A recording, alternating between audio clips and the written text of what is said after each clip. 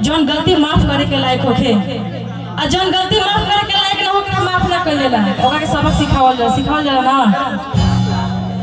तो सब के आसपास के ही बानी, ज्यादा दूर ना बा, गोपालगंज जिला से चल के आइल बानी।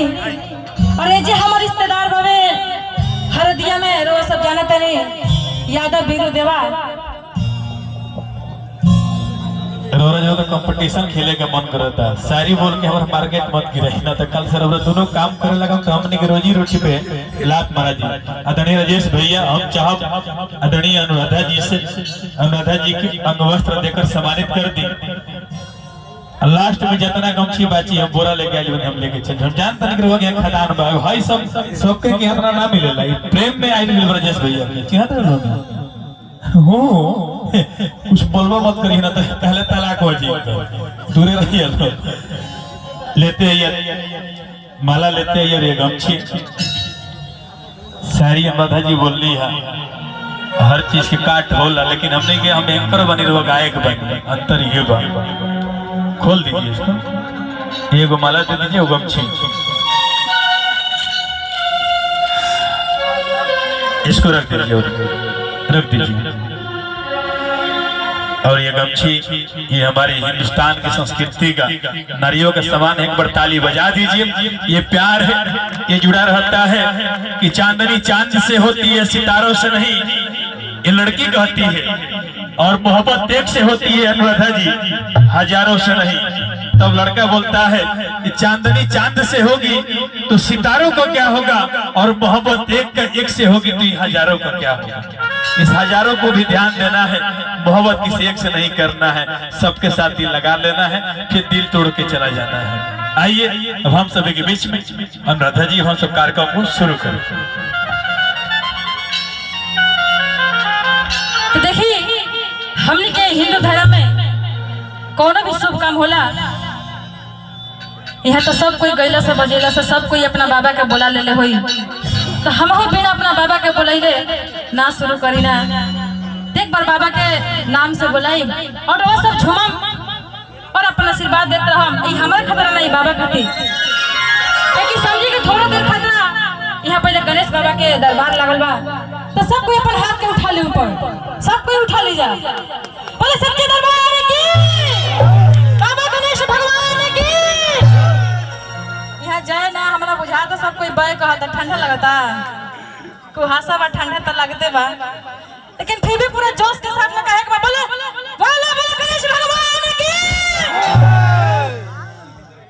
अब के ठीक लगता तनी बढ़ाइले रहा हम एकरा के, काहे कि तबीयत खराब बा, सही आवाज हमार डाउन बा।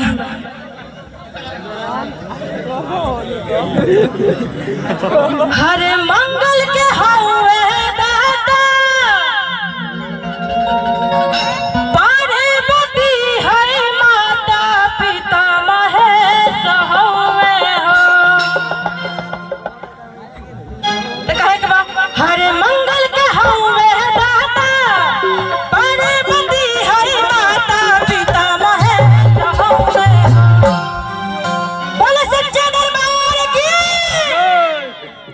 तब पिता महेश हवे तले के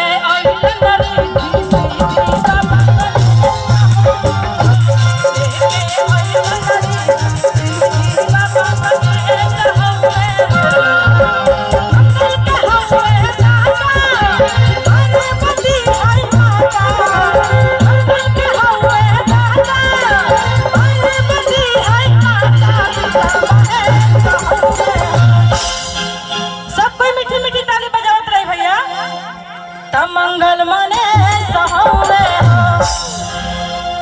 तले के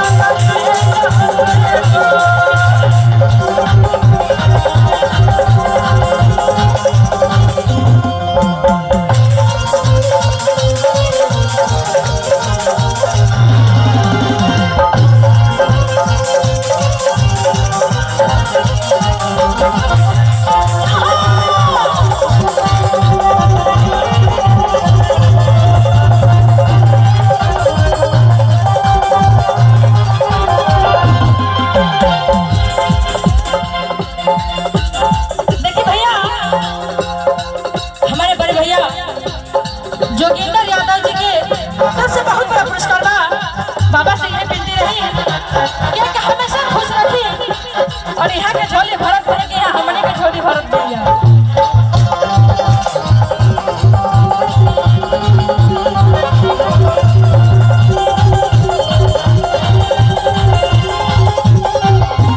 तो कहे के बा कि हमने के जब भी कोनो शुभ काम होला तो सबसे पहले बाबा आवेला, तभी कोनो शुभ काम होला। तो कहे के बाटे सबका से पहले आवेला में आसन लगा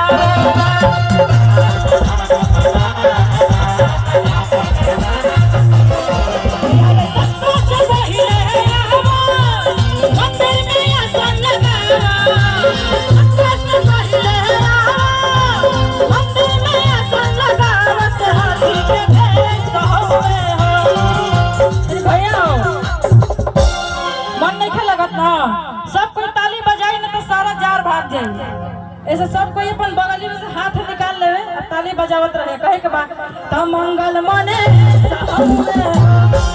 तले के आई संगरी